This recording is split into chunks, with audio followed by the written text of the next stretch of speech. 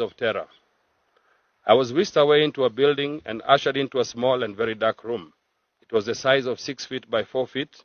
I was left on the floor, handcuffed at the back and blindfolded for 2 days without food, only some water. That was People power, Higher power. people power, Higher power. people power, Higher power. Who are the people? We are the people. Who are the people? We are the people. People power, Higher power. people power, Higher power. Who are the people? We are the people. Who are the people? We are the people. Who are the people? We are the people. A luta continua. sorry. Viva Bob Njagi, viva. Viva! Viva Bob Njagi, viva. Viva! Viva comrades, viva. Viva! Viva comrades, viva. Viva! Viva. Viva. Sorry. Good afternoon, members of the Fourth Estate. Thank you for joining us today for this presser. I'm going to read out my statement, which is in writing, and thereafter I'm going to share it with you also for publication. The title is Bob Njagi, Kitengela 3 Press and Public Statement on Recent Abductions. Revolutionary greetings. I take this opportunity to welcome members of the mainstream media and social media fraternity as they cover this press and public statement for the victims of state abduction, commonly referred to as the Kitengela 3, namely Bob Njagi, Longton Jamil, and Asley Longton. Today, Wednesday, the 9th of October, marks 20 days since our release from abduction and forceful detention without trial. During these few days, we have been undergoing medical treatment, both psychosocial support and physical examination in various health centers, hence the prolonged silence since our release.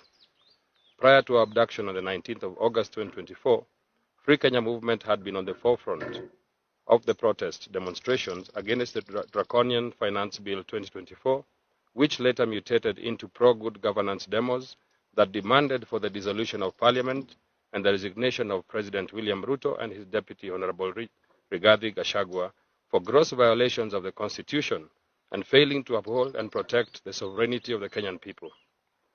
During the protest, I was singled out and targeted by security agencies for leading the protest. I was illegally arrested twice on 2 separate occasions. On both occasions, I was violently arrested and physically assaulted by the police and denied my right to seek counsel or communicate with my family members. I was presented before a court to answer to the fictitious and trumped-up charges. One of these cases has since been dismissed by the prosecution for lack of evidence. Why then did they have to arrest and subject me to inhumane treatment while knowing so well that I was innocent and they lacked any evidence? The other matter will be heard on the 14th of October, 2024 in Kajiado Magistrates Court, number 1. It is important to note that all demos, we have always notified the police in accordance to Article 37 of the Public Order Act and further requested them for security during the demos. As the demos intensified countrywide, we all witnessed the introduction of hooligans whose aim was to disrupt the peaceful protest by causing chaos, looting, stealing, and destruction of property. The aim was to create panic and fear amongst the business community, as well as to deter the Gen Zs from participating in the demos. The police and sympathizers of Kenya Kwanza administration were quick to blame the protesters before undertaking any investigation to ascertain the truth. This strategy, however, did not deter us from proceeding with peaceful protests, much to the dissatisfaction of those who had organized the thugs. The police, instead of arresting or stopping those who were looting from the business community, focused on arresting and shooting and killing innocent protesters. Many businesses in various towns and cities suffered huge losses as a result of looting by hired goons. The Gen Z-led protests have been calling for good governance, accountability, and a fight against corruption. Hence, there is no room for thuggery or hooliganism. It will be counterproductive to what we are demonstrating against. Most of the shops looted have CCTV cameras. Why haven't the police used that footage to identify and arrest the real criminals? During the anti-finance bill protest, many young Kenyans have been injured, illegally arrested, abducted, and others died through extrajudicial killings. There have been serious gross violations on human rights that amount to crimes against humanity by security agencies. Government institutions tasked with the role of oversight, such as the Independent Police Oversight Authority, have clearly no powers to arrest or prosecute any rogue police officers. Their attempts to investigate the police have been distracted and hampered in order to cover up the truth. The Kenya police have violated the Constitution severally, yet they are the ones who are entrusted with enforcing the same laws. The use of excessive force such as live bullets, water cannons, tear gas, etc., while concealing their faces to avoid identification has been the modus operandi. To date, no police officer has been brought to book to answer to the charges of assault, misconduct, abuse of office, use of excessive force, abduction, murder, etc. This only points to the reluctance of government to undertake any meaningful investigations that will uncover the truth and reveal those who have been sponsoring the goons. On the 18th of August 2024, I received a call from Honorable Jimmy Wanjigi to accompany him the following day to Nairobi area police station, where he had been summoned to appear before the police. On the 19th of August, I arrived at Nairobi area police station at 2 p.m., only to be informed that the venue had been changed and that he had been asked to go to Nairobi Regional Police Command in Milimani Road. Honorable Jimmy Wanjigi was later put under arrest and whisked away to Kamkunji Police Station. We spent the whole afternoon and evening there with his family and lawyer, seeking for his release, but the police insisted on holding him until the following day in order to arraign him in court. My colleagues then dropped me off at Railway's bus terminus, where I boarded a matatu to Kitengela. En route to Kitengela, the bus stopped at Mlolongo for some passengers to alight. It was then that four masked men, hooded men, got into the vehicle shouting, "Huyu ako na bunduki," while pointing at me.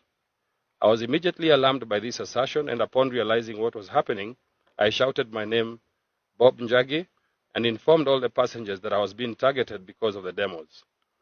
The officers shoved me out of the bus forcefully while assaulting me with kicks, blows, slaps, jacking me off my feet, and carrying me shoulder high into an awaiting white car. The officers had cautioned other passengers not to take any photos or videos. However, some passengers managed to secretly record the incident.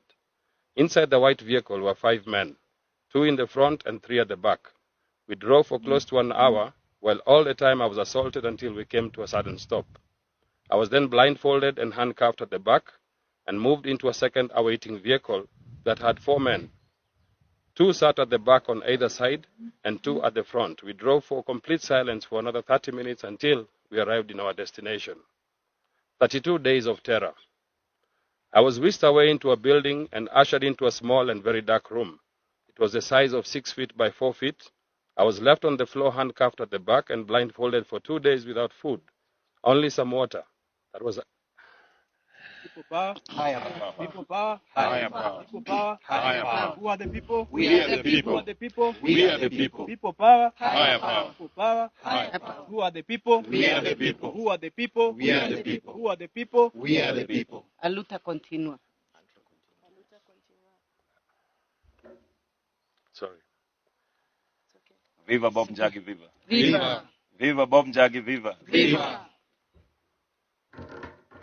Viva comrades, viva. Viva! Viva comrades, viva. Viva! Viva. Viva. Sorry.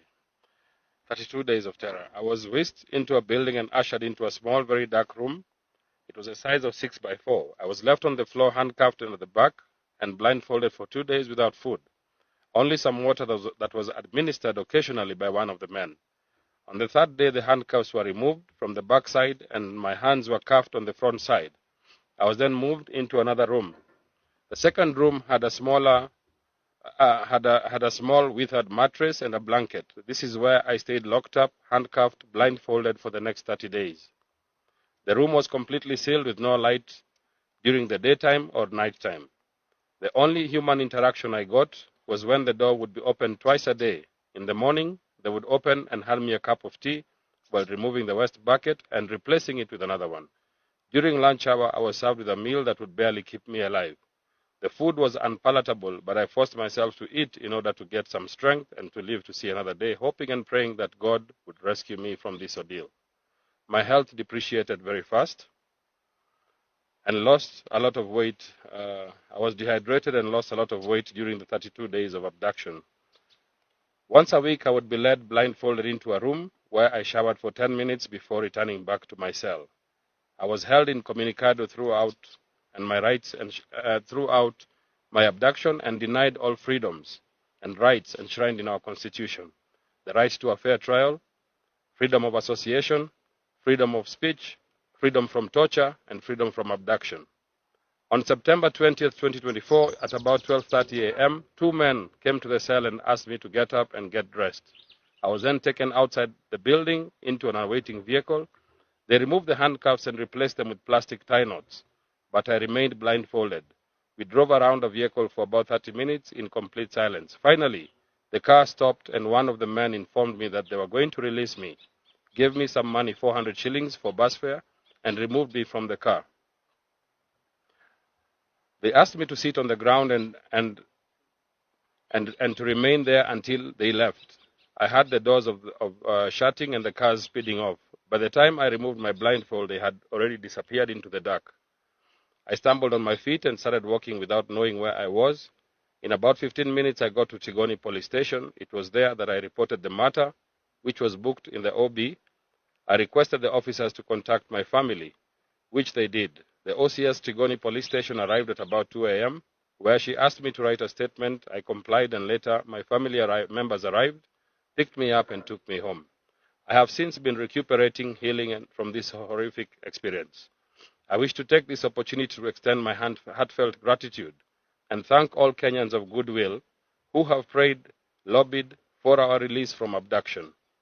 I wish to single out my family, my parents and siblings and relatives, friends, the Law Society of Kenya, the Defenders Coalition, the Kenya National Commission on Human Rights, comrades of the Free Kenya Movement, various human rights organizations, civil society organizations, the mainstream media and social media fraternity, leaders from various including Honorable Jimmy Wanjigi, Honorable Kalonzo Musyoka, Honorable Eugene Wamalwa, Honorable Wajakoya, Senator Umtata, Honorable Kioni, activists from the social justice movements, and the judiciary for their exemplary role of justice.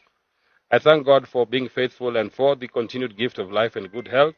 I take note that the petition against the IG and CS for Interior is pending in the High Court, though the Judge Lawrence Mugambi has since recused himself from the case. We intend to pursue this case to its most logical conclusion. The state should be held responsible for our abduction and that of many other Kenyans, since it is their duty to provide security to all persons and protect their lives and property. I have since reconciled myself with the ordeal so as to heal. I have since forgiven my captors and asked God to forgive them too. I, however, will pursue justice and plan to sue the government for this ordeal in order to stop any other such abductions. I call upon this government to immediately put an end to all cases of demonstrations from the year 2023 to 2024. Furthermore, we call on the government to recognize and compensate families who have lost their loved ones during these protests as a sign of goodwill, honor, and respect. My spirit is more emboldened, my heart is more fortified, my body is more resilient, and my mind is more focused. I shall continue to lobby for good governance and accountability. I remain to be a strong voice for the weak, the marginalized in society, more so persons with disability, orphans, and widows. Since the 2018 Finance Bill, we initiated the Free Kenya Movement as an alternative platform through which we would lobby for social justice, constitutional reforms, economic and political reforms, and have engaged in several legal battles challenging bad laws. We have been and continue to collect signatures from registered voters in order to initiate a people's dialogue, otherwise known as a referendum. You can access the referendum and signature collection portal on www.freekenya.co.ke or www.freekenyasignatures.com. End of statement. People power. Higher power. People power. Higher power. Higher power. People power. Higher power. People power. Who are the people? We are the people. Who are the people? We are the people. Watu ni nguvu. Nguvu ni watu. Watu ni nguvu. Nguvu ni watu. Nguvu ni watu. Watu ni nguvu. Nguvu ni watu. Watu ni nguvu. Watu ni nani? Watu ni sisi. Watu ni nani? Watu ni sisi. Thank you.